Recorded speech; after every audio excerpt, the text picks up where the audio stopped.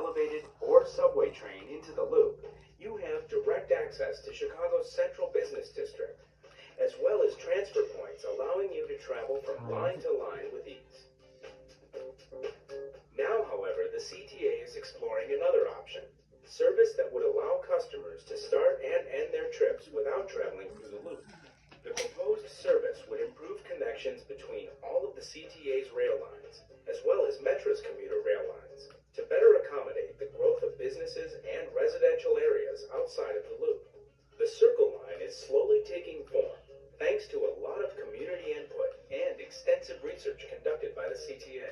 We're finding, based on our studies that we've done and visits we've made to other cities that do have a Circle Line concept, that it really is something that works very, very well to move people around, as well as just to build a very robust system that makes it very easy for people to get from point A to point B, and maybe even with a stop at C&D along the way.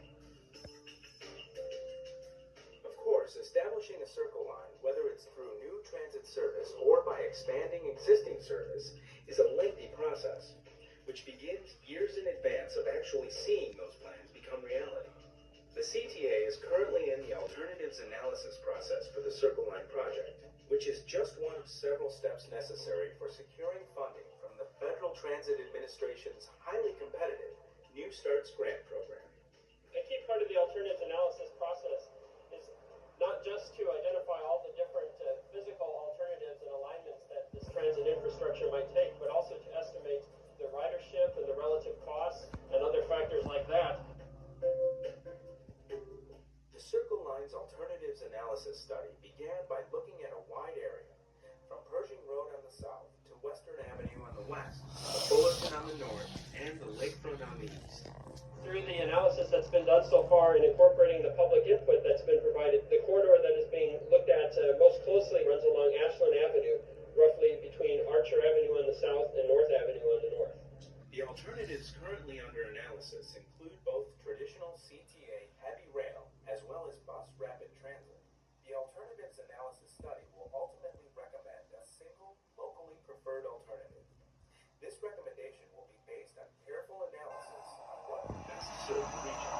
This is a major capital undertaking and it would be an enormous investment for our system. This project not only involves improving existing infrastructure, but also adding new infrastructure, new track, and new stations serving the city in ways that are not presently available. An integral part of the Circle Line's alternatives analysis involves reaching out to communities and customers that may be affected by the proposed project and receiving their feedback. The community meetings held in the past year have been crucial to the CTA's planning process. Those community meetings were very informative in that they were able to not only inform us about what people's needs and concerns were, but folks asked a lot of very good questions that help us refine the direction that we're going with the project.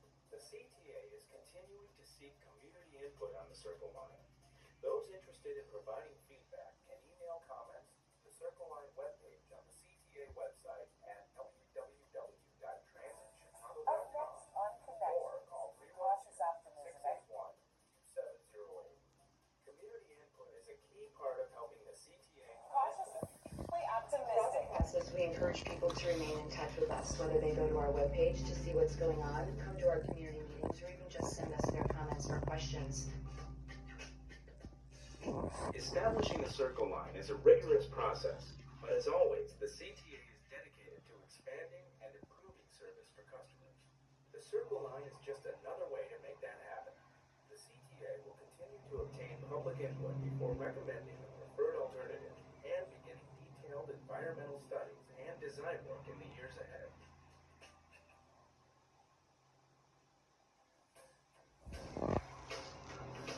CTA customers will once again be thrilled by ghosts and goblins as the CTA's Haunted L train